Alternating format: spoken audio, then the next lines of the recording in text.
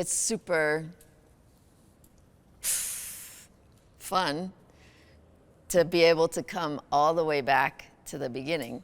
But leave that to the creators, writers, and fans. I mean, anything can happen with this in the Saw world. Even this, 18 years later, it's crazy. But it's a powerful, the story's compelling, and the fans are just like, the Saw fans, next level. What's super exciting about this for the true fans is that you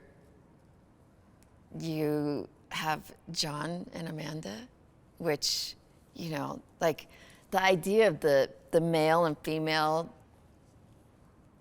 of Jigsaw is super interesting. Everybody dies at the end of 3. So, how many flashbacks can you have? And then someone had the genius idea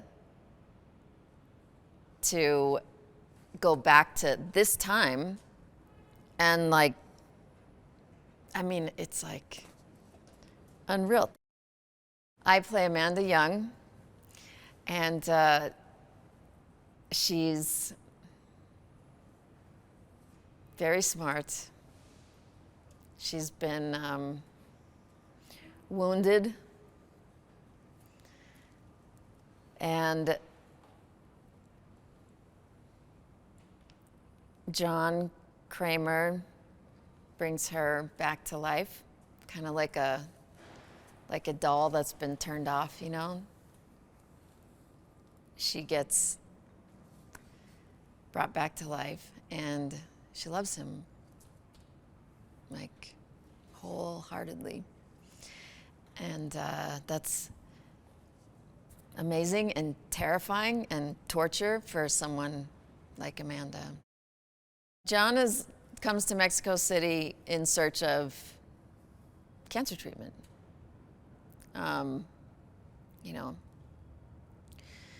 Not FDA approved cancer treatment.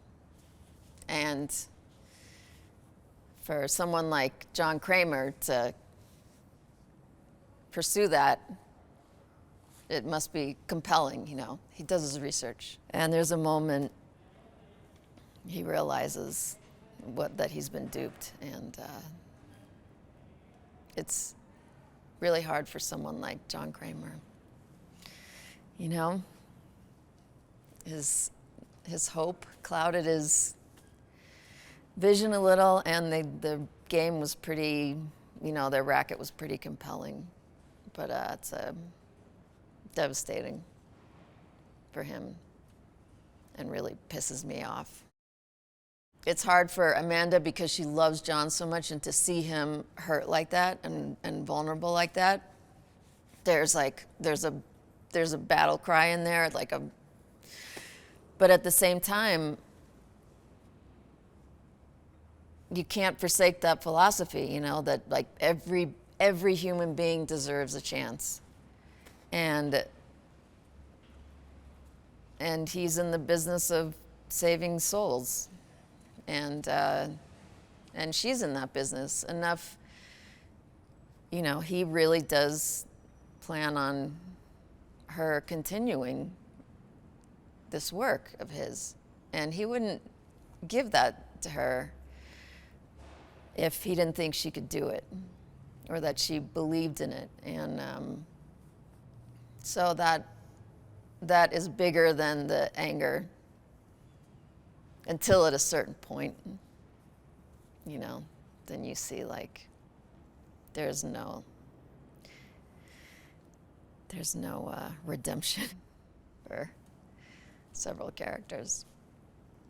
But still, everybody deserves a chance. And that's how he rolls.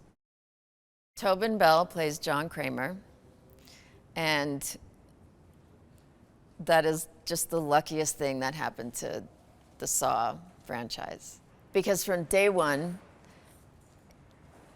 the body on the floor, he was meticulous I mean, he is scientific. He's scientific about his work, but then he's just like, pours his heart into, but he's worked out. And he was that, but he insisted on being the body on the floor in part one. I still don't know exactly how they came to him, but I just know that, thank God they did. I mean, it was probably meant to be, but that was definitely, because he's such a big part of the longevity of this franchise. Kevin G is directing this film. It's really fun to work with him on this. They couldn't have hired a better director, because imagine like everything this man has to hold in his head all day long, like 18 years of details. But he's the right man for the job.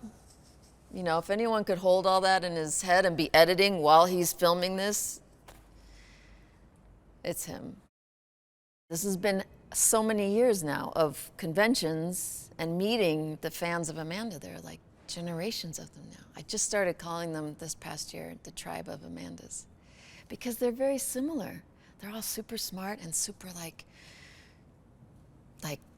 tender-hearted but strong, and they connect with each other, and